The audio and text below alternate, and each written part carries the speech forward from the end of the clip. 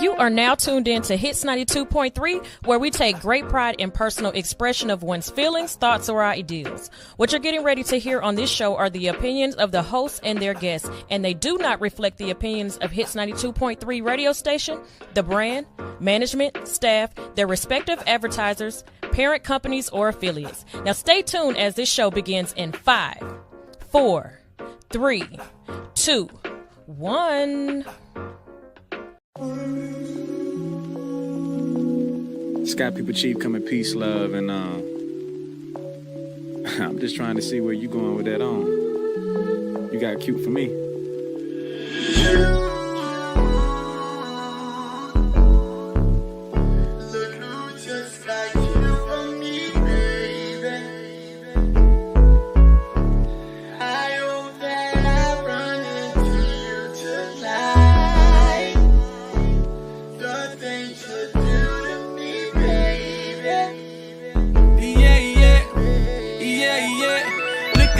Looking like my baby. I don't come in here unless they pay me. I've been here all night, I'm feeling wavy, but they closing down like the Calorie Road Macy's. Where we finna go, though? We can hit the time to take some photos. Girl, I got the smoke, but can you roll, though? You know I thought about you jumping on this pole. Go somewhere with all that over there you got. Running on my spot, do you running there a lot? You ran into a Roddy Rich, I'm good with the box. It'll be a remix, non-stop, let it rock.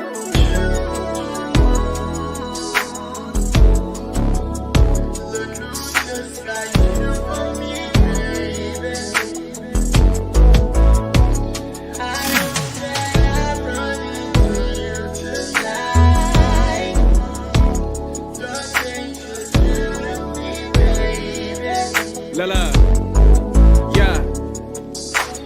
Look who bringing back Jet magazines, ain't it? Beauty of the week indeed, that's a queen, ain't it? And she throw back on the smoke. I asked what it is, she said the presidential shit, not that tangerine, ain't it? She said, boy, stop. You thought it, you tried it. I said, yeah, whatever, if you sold it, I'd buy it. Windows to your soul, girl, I love the way your eyes get. When I look into them, I fall in a pool of violence. That's just what it's like, I got a jet that you can pilot. When we see each other, always frequent flyer mileage. It's always a laugh, she be like, boy, why you so childish? Because the internet, she said, jet be quiet. You know I'm a fool, Barrymore, I'm a riot. Like God is to a like God, I'm a lion. You can't make you, we ain't been the best by it. You know what it is, me and Slim, we just vibing.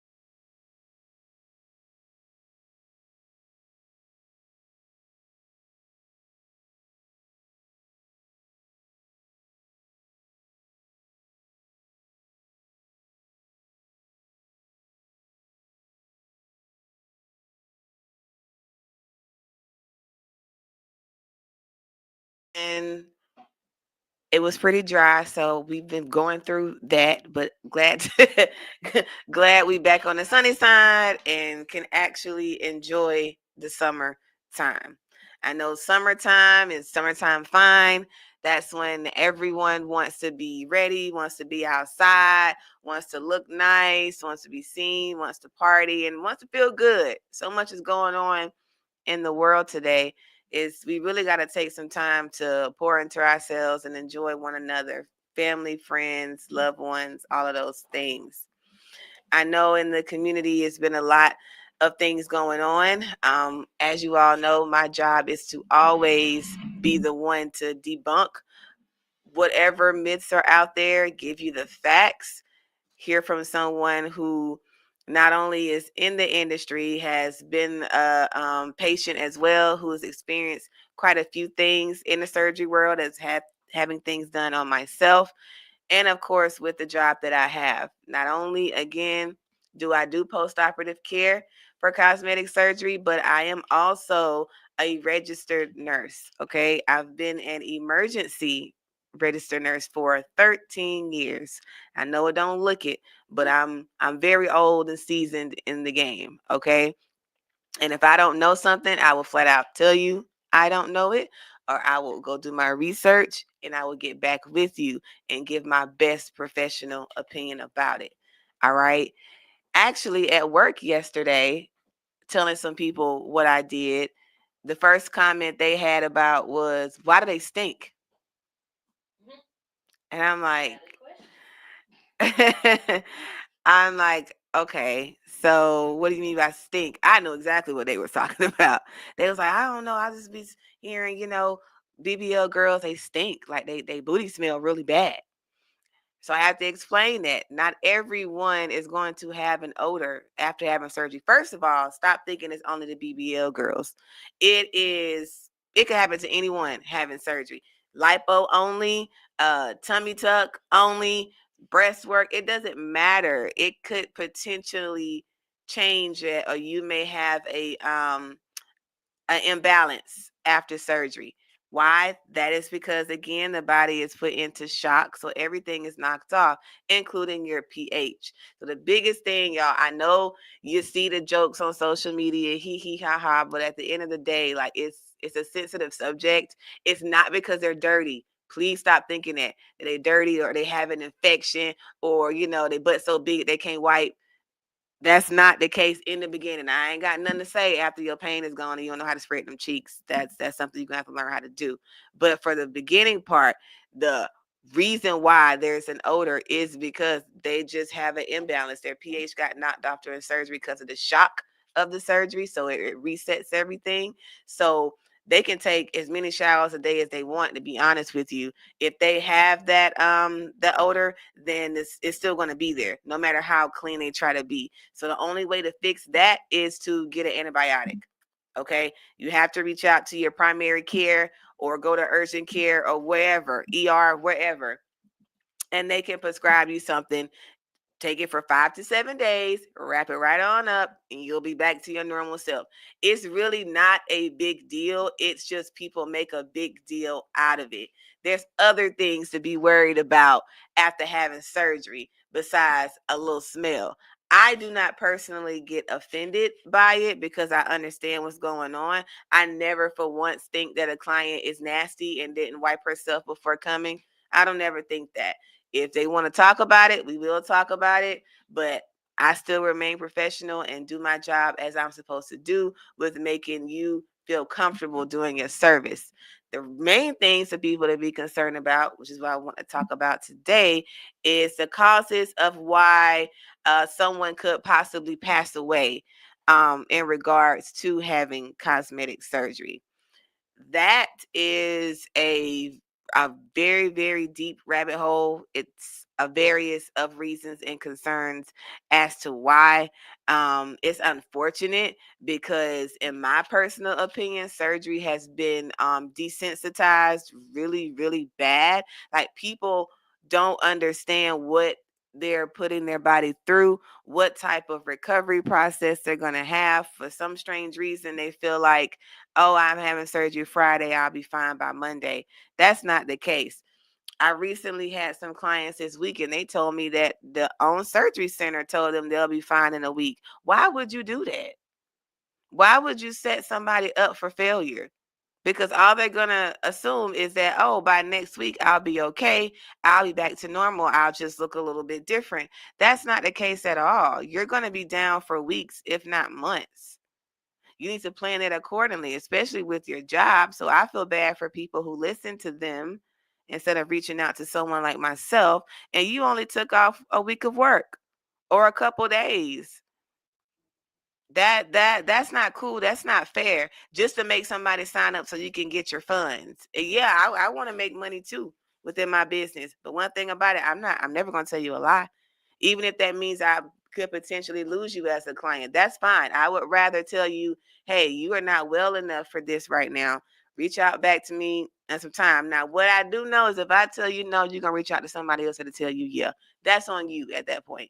It ain't that serious to me. I want my clients to be alive, number one, healthy, number two, and then, yes, your desired goals, number three. Anybody who is money hungry and will convince you, oh, you'll be fine, all you can do is this, and this, please think twice about choosing that facility as your point of direction of who you choose to have your surgery by. The beginning tells everything, but sometimes people don't see that. If everything is going well and wonderful and everything is, oh, again, like I said, it'll only be a couple of days, or you'll only have minor bruising. You won't feel that much pain. Talk to people. Everybody tell you this crap hurts. It's painful. Lipo hurts the worst out of all three procedures because that is aggressive movements being done in your sleep, which is why I would never let somebody work on me while I'm awake. You're not doing that.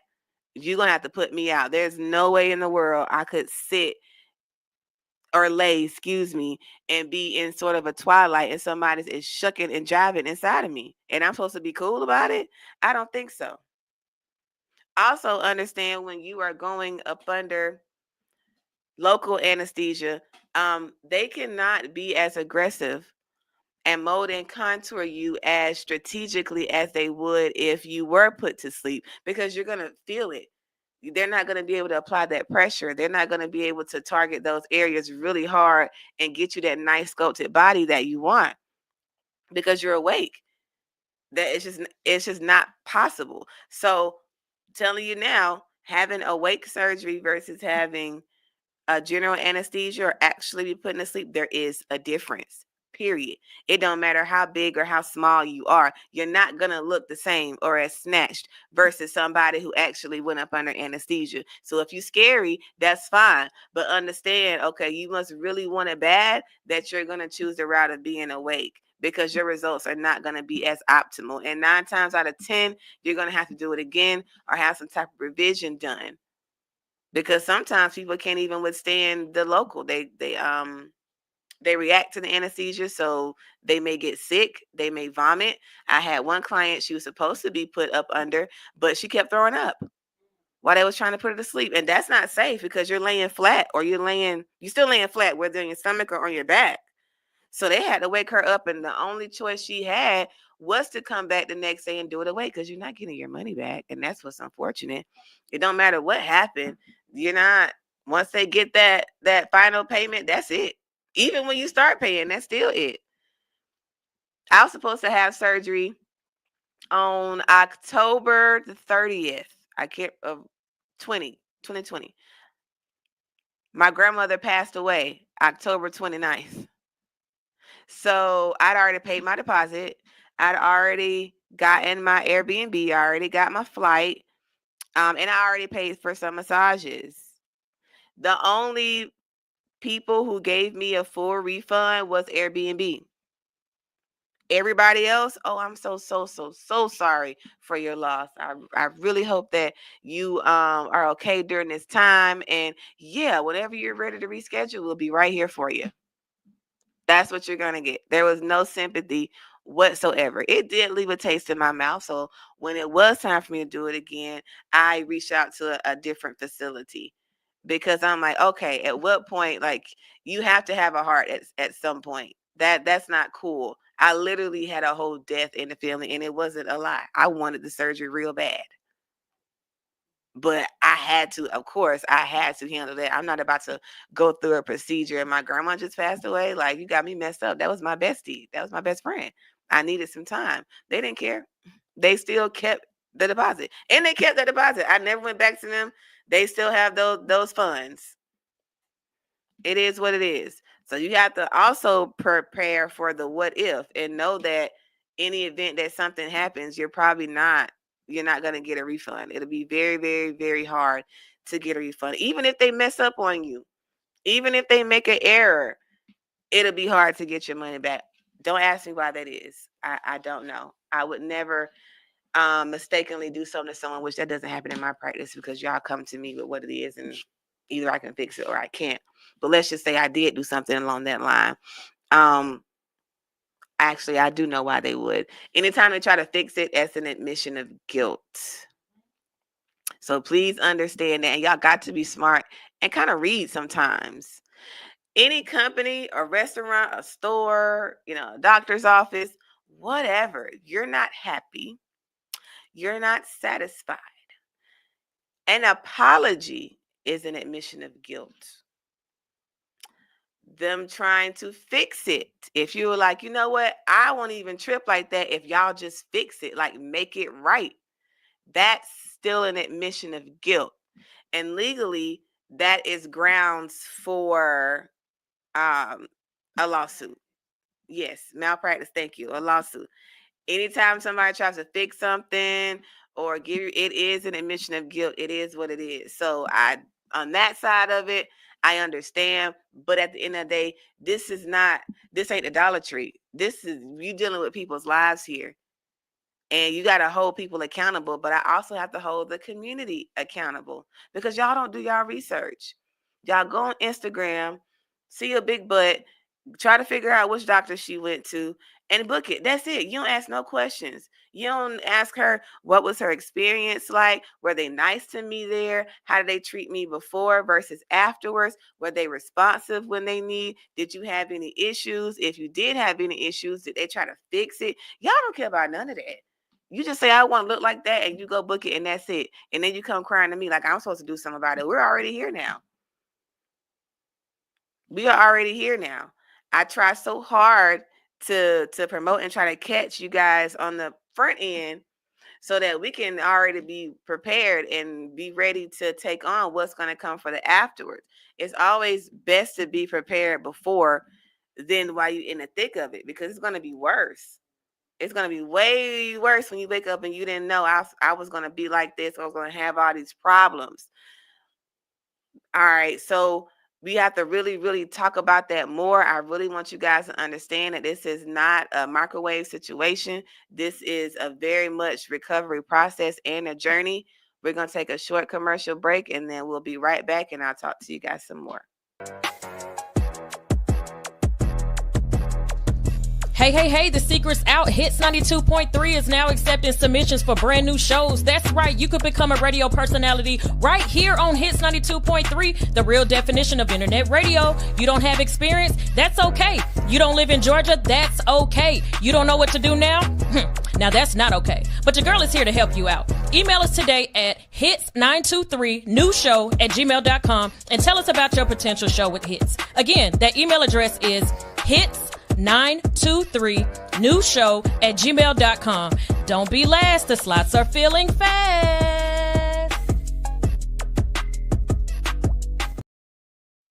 They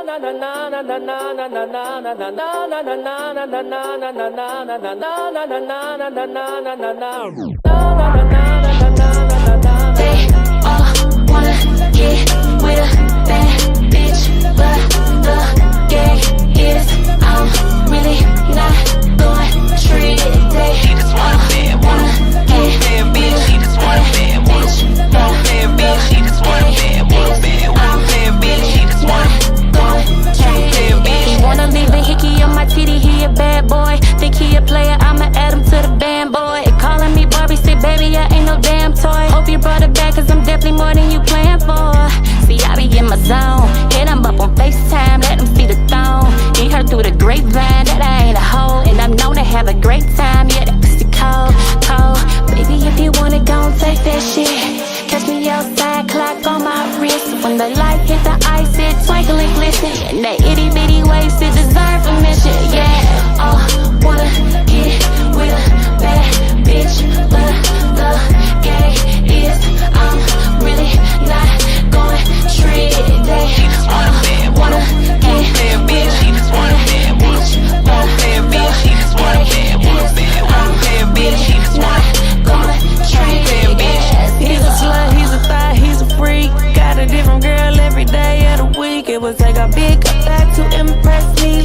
on Big Red, he in his feelings. Cause I be in my zone, can't pick up your FaceTime. What to see the thong, cause see her through the grapevine. I might be a hoe, and I'm known to have a good time. Yeah, that bitch cold, oh. It's a million niggas probably on that beat. Get you outside, black on my wrist. When the light hit the ice and it twinkle and glisten. In the itty bitty waist, it deserves a mention. They all wanna get with a bad bitch, but the gay is I'm really not going trick.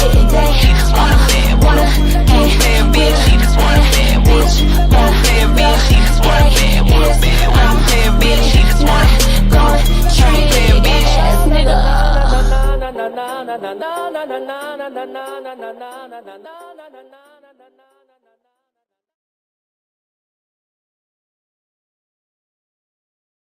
The surgery industry and community and why it's so important to be aware and educate yourself on how this really goes, what to expect, and what you need to know in order to make yourself better. So I know also outside of the first comment I mentioned about sometimes some young ladies having an odor, another even more serious thing is the potential to pass away.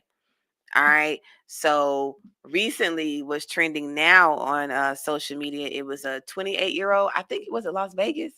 Let me not quote the city. I'm not sure on that. But I do know she was 28 years old. She went to have a BBL surgery. And unfortunately, she passed away before coming home. What they are saying is that she was mistakenly given the wrong pill in the recovery house. And because of that, she passed away. I'm going to say this. First of all, when it comes to a mistakenly given a pill, that's very sketchy to me in itself. I'm going to break it down. All right. When someone has any surgery, let's take out cosmetic out of it. Any type of surgery where you are being put to sleep, you must have someone who is responsible enough to watch and monitor you. Okay? It's not okay or it's not enough to have a friend or whomever just pick you up and come home with you.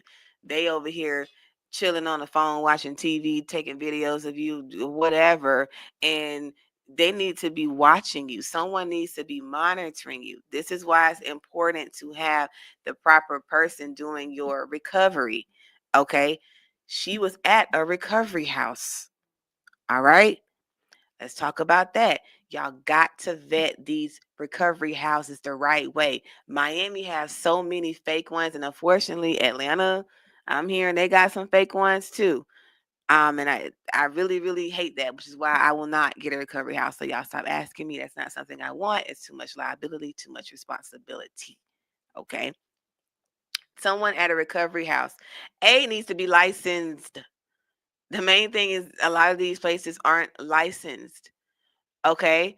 Number two, you need to make sure that the facility or the building, the home, whoever, make sure it's up to par. Make sure when you're trying to book that recovery house, you need to be asking them how many people are working there. Are there people that's going to be staying overnight, or are they just going to be there during the day?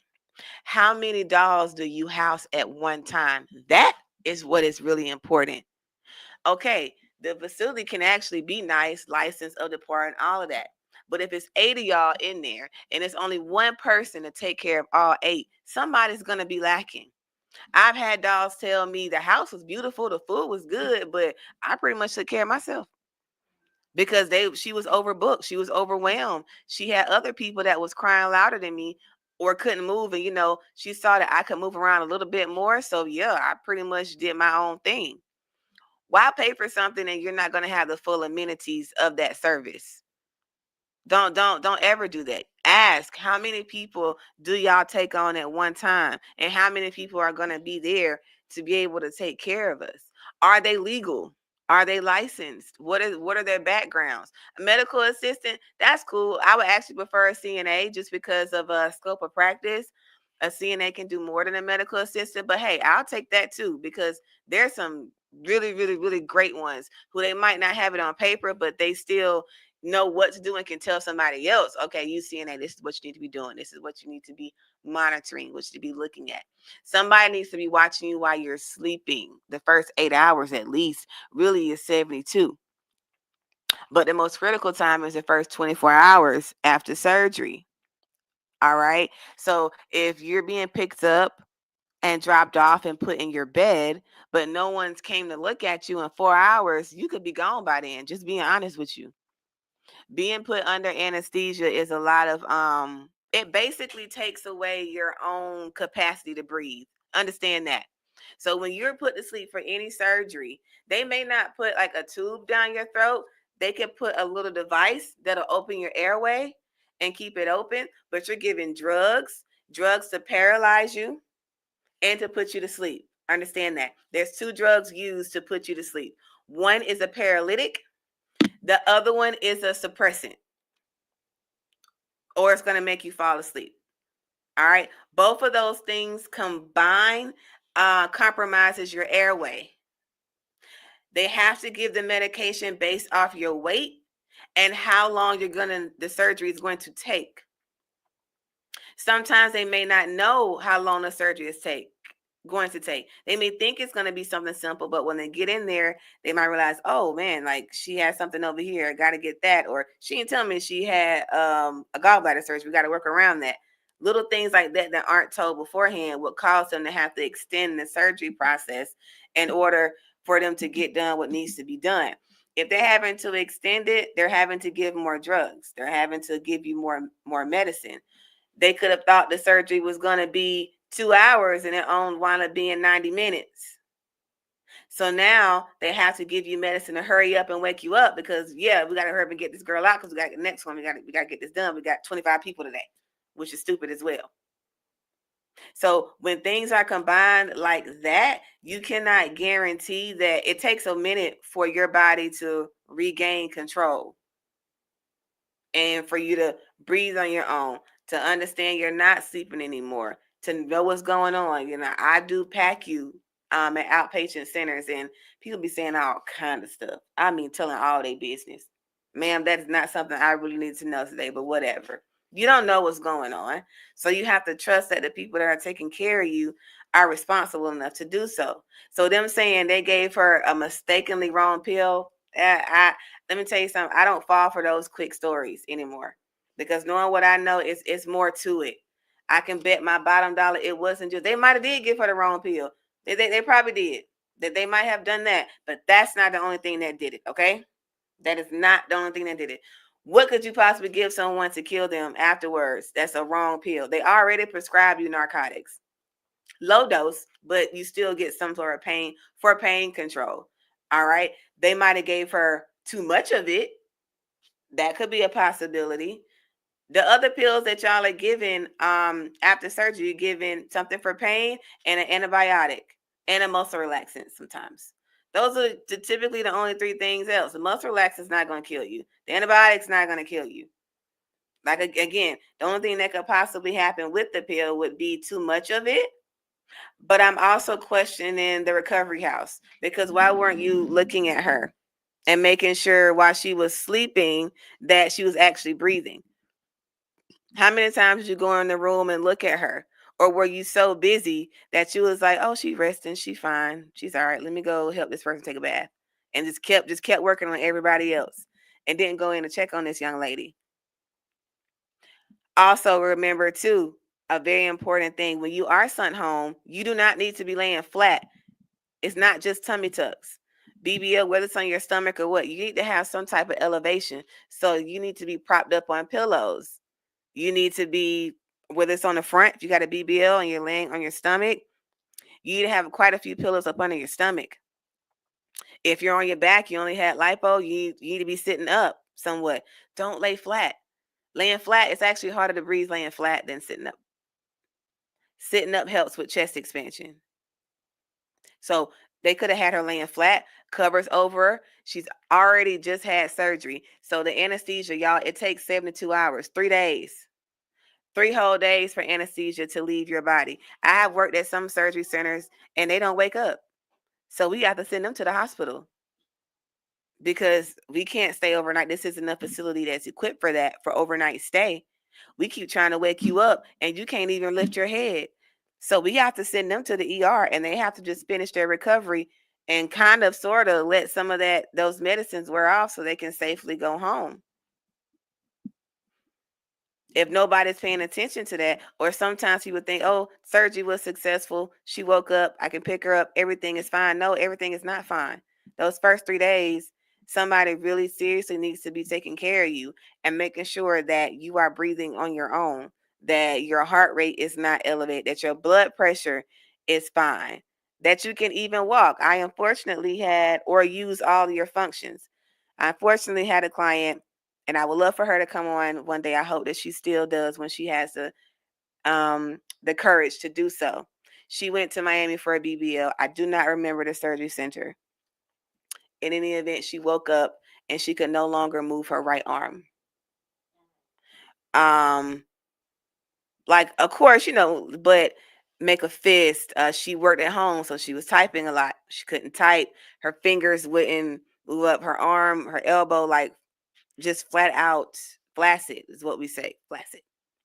So she had to go to a doctor here, and they told her, I'm not sure what happened, but somewhere a nerve was hit, and you have nerve damage. You won't be 100% to how you were, but we can get you as close as possible. So after the surgery, she had a whole different situation with her arm that she had to be in physical therapy for almost a year. Couldn't go back to work like she should. You don't prepare for that. You only have so much PTO, only have so much FMLA. There's only so much they're going to deal with, because who's going to be okay? The reason why you can't work for us no more is because you went and had your body done. From a realistic perspective, a company's not going to be too tolerant of that, because that wasn't an emergency. It wasn't a necessity. It was a want, not a need. So just imagine going into something and you going for one thing and you come out with a total unrelated complication. Like, what does a butt have to do with an arm? It don't match. Like whatsoever. I still, because we were trying to find how could this have happened? You got lipo. What I could say is when they do lipo 360, they go up on an armpit, they do the upper back, they go up there in that area. They might have struck a nerve around the socket, maybe, and that could be it. Or the positioning that they had her in surgery could have caused some damage too, with too much pressure on it. They'll have you on your stomach when during your butt and kind of elevated, like your head is down low and then your butt is up high sometimes.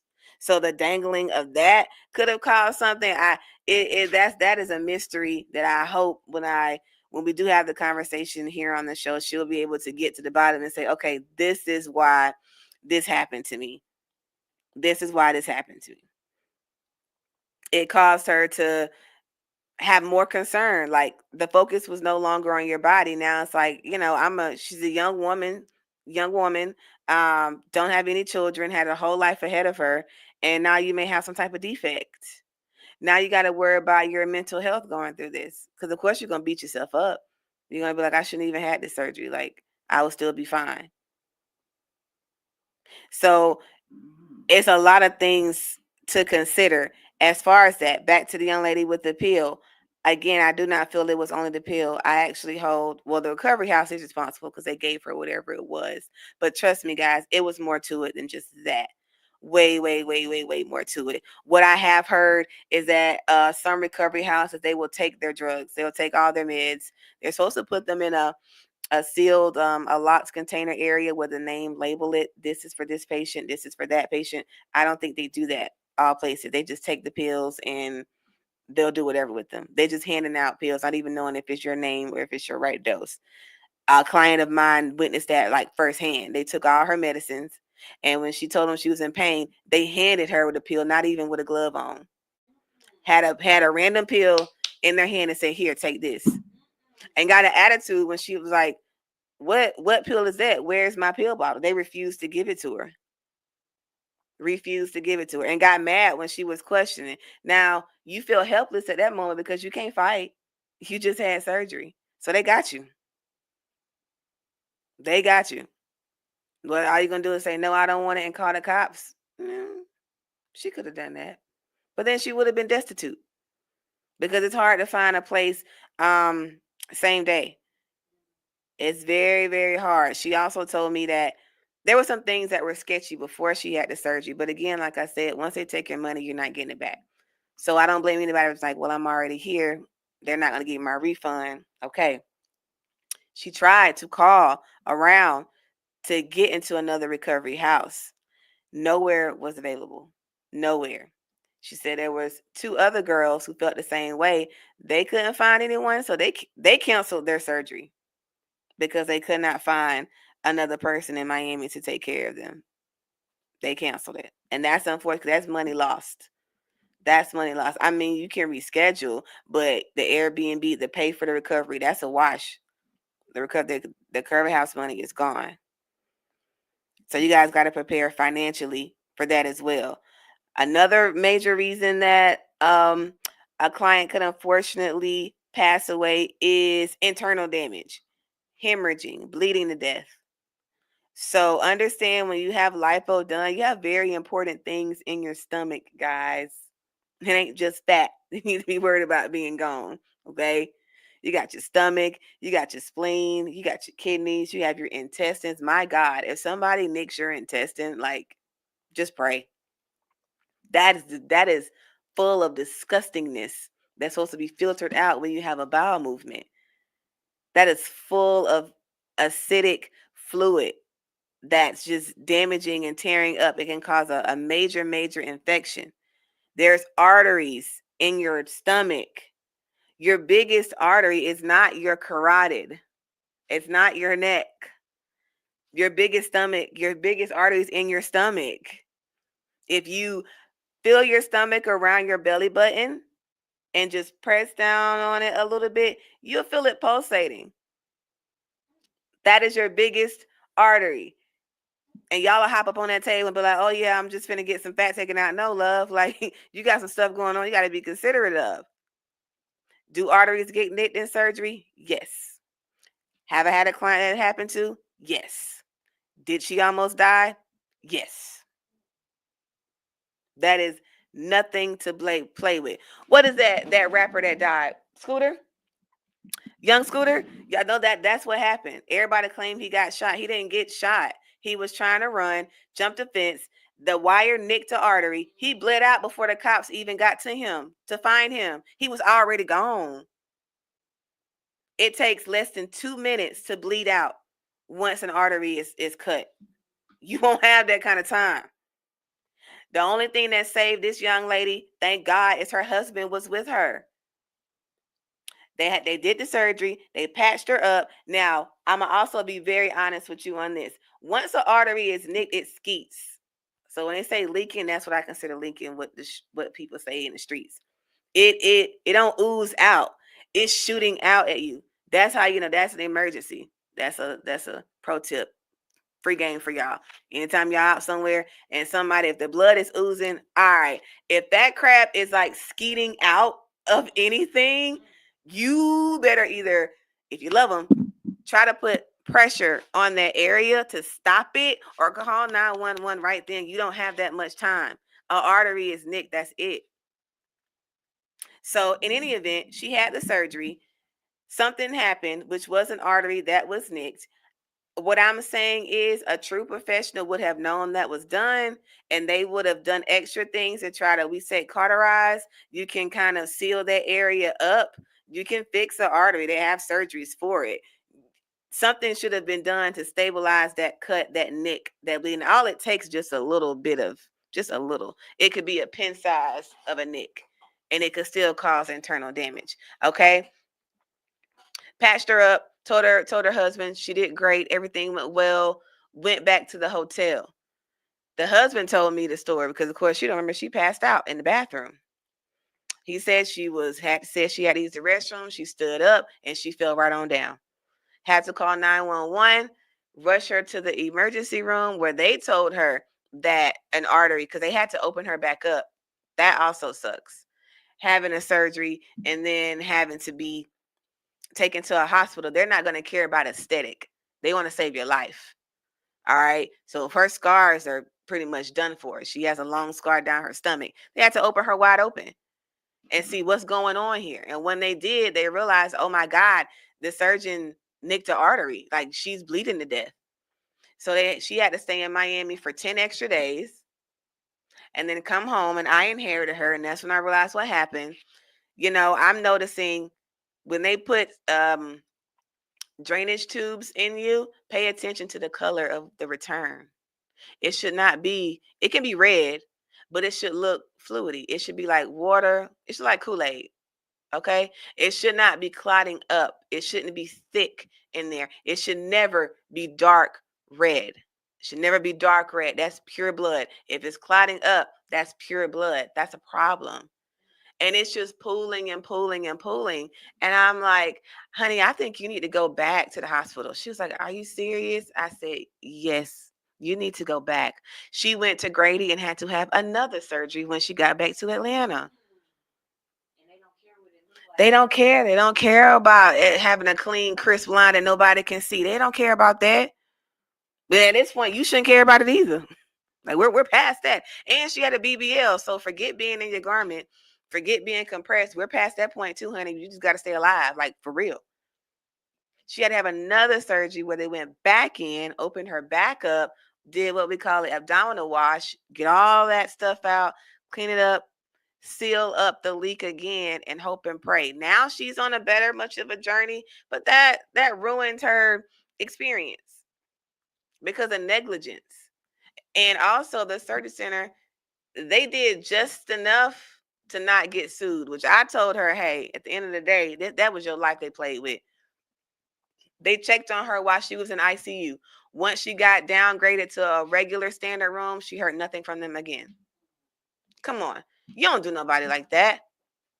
You don't do anybody. We are human beings here. It's not objects for return exchange. You know, it's not that type of thing. There needs to be more compassion. You guys got to find the ones that care for real. This is serious. It's not a game. Not a game whatsoever. And I'm here to help. I'm here to help, but you need to also listen to others as well who know what they're talking about, because it's not just me. There are some other smart ones as well. Also pay attention to a client's testimony. Everybody's not lying all the time. These things are actually happening. Okay, I want you guys to continue to stay safe, make the right decision, choose your right people, and let's change the game. Let's change the narrative, the negative connotation to surgery. Let's try to make this positive and more encouraging and upbuilding. All right. So that's it for me today. I hope everyone has a wonderful, wonderful week, and I will see you guys next Monday.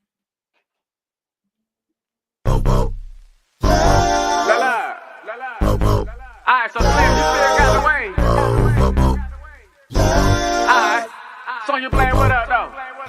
Kenny Misfit, what up though? Yeah. Two eye, bitch. Two eye, bitch. Two eye, bitch. What? Two eye, bitch. Two eye, bitch. What? I'm in the clouds when I'm with you. Girl, what's your name? I hope this don't offend you. Tastes like cocaine. I didn't think I'd get so. I get so high. Now I'm feeling for you, baby. Where's the light? Baby, no. Roses of wine. Out of blue. This feels like love. Like love. Ribbons in the sky, they fall on you. This feels like love. Like love. Right on it, right on. Boy, I send you out of reach when I ride on it. What you lacing in my weed? Put my life on my life. Boy, you know just what to do. Baby, I can't wait to get to you. Bella, it's a vibe and a function. Is that to try, but it's something. Where this shit was about dead, girl. Till I end up coming out rap like I signed a dungeon. Yeah, like big boy Dre now. Try to kinda look like Bay now. I'ma shoot my shot like Jay now. Shit, I shoot like right now. Home scene girl like straight now. On God, little love to make a way now. If you scared, go to church like gay now. But ain't scared, I'm with a DJ now. She said I passed on the heart, we can blade now. But I like them blocks, okay now. Shit, I shade them. I said, girl, your love is so guitar. Now let me play on that. I play your favorite song, God Clash, let me stay on that. I knew it was a smash when I featured Sonya Blade on that. 4 years later, caught her up and hit replay on that. Girl, I had you spending all your funds. Hit you with this rock and you think that I'm cheating Peter Gunn. Say some shit like, nigga, did you smoke crack before you came over? You remind me of my G, but I just Range Rovers. Dog that pussy, I don't really care, I just want you to come around my way. I know I got a lot of mouth that'll make you scream, God. Find your face, ain't he good? Yeah, think I like it better around my face. Get your top 8, I think I like it better around my space. Tano, anyway, white lines, black glove, opposites attracting here. I just brought the pack in here, and I brought this hard drive computer, don't get hacked in here. 2i tribe on God, Blade, we snapped in here. Willie in, baby. Roses of white and proud of blue. This feels like love, like love. Ribbons in the sky, they fall on you. This feels like love, like love. Right on it, boy, I sing you out of reach when I ride on it. What you lacing in my weed? Put my life on it. Well, you know just what to do. Baby, I can't wait to get to you. Bella, it's the